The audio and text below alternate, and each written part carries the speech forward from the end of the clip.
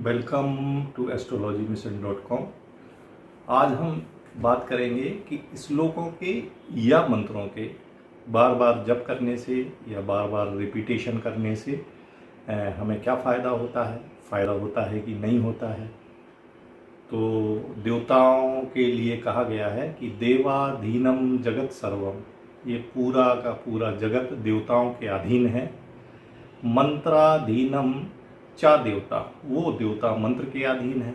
ते मंत्रा माने वो मंत्र ब्राह्मण धीना, ब्राह्मण के अधीन है। तस्मात, यही कारण है कि ब्राह्मण देवता, ब्राह्मण को देवता कहा गया है क्योंकि वो मंत्रों का जानकार है ना। देवता मंत्रों के अधीन क्यों है, यहाँ पर प्रश्न ये उठता है। तो इसके उत्तर ये है कि देवता मंत्र में है, मंत्र में ही देवता है। मंत्रा एव तू देवता, ऐसा कहा गया है। उपासकों के कार्यों के लिए, जो देवताओं के उपासक हैं उनके कार्यों के लिए देवता भिन्न भिन्न रूप धारण करते हैं, परंतु उनका मूल स्वरूप मंत्र है। यहाँ पे एक बात आती है कि मंत्र क्या हैं, तो कहते हैं रक्षा करने वाले शब्द को मंत्र कहते हैं।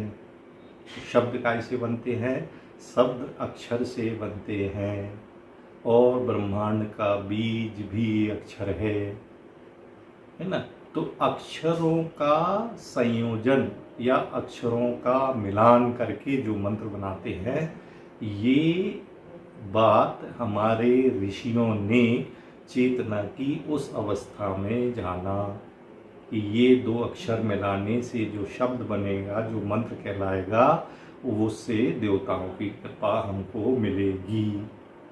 हमारी जो देवनागरी लिपि है, इसमें जो अक्षर है वो संसार के अन्य लिपियों और अक्षरों से भिन्न है, क्योंकि ये अक्षर जो है इनकी विभिन्नता क्या है कि इनका आकृति, इनका उच्चारण और उनमें होने वाली शक्ति।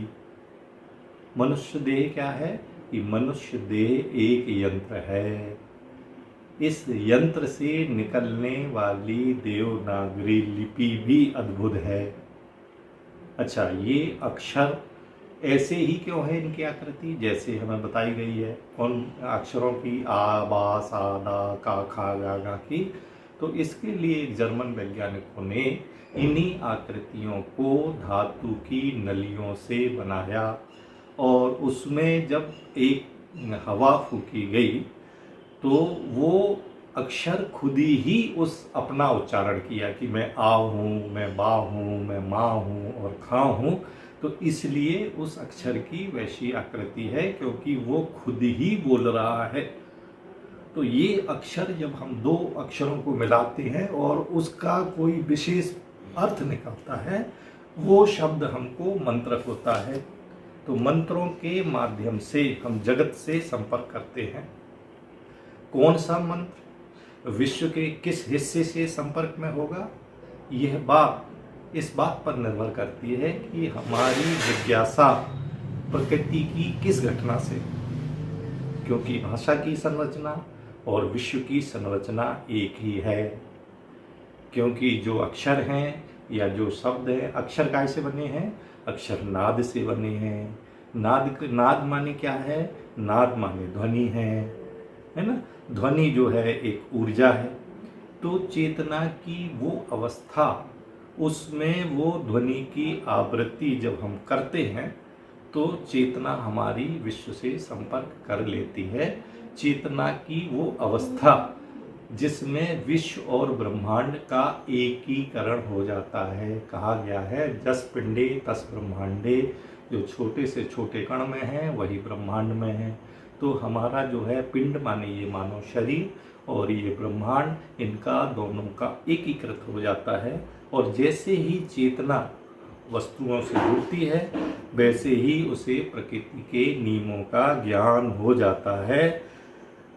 जब उस वस्तु विशेष से आने वाली ऊर्जा गुण की दृष्टि से हमारे चेतना के तुल्य या बराबर हो जाती है तो हमें इन सब का ज्ञान हो जाता है। तो जब हम मंत्र का बार बार रिपीटेशन करेंगे और उससे वो साउंड निकलेगा, वो ध्वनि निकलेगी, तो उससे संबंधित देवता प्रसन्न होके हमको हमारे ऊपर कृपा करेगा और इसी कारण उसका नाम है देवता, कि वो उसकी कृपा दृष्टि हमको मिलती है। हमारे किए गए कर्मों का फलदाता देवता ही है। नमस्कार।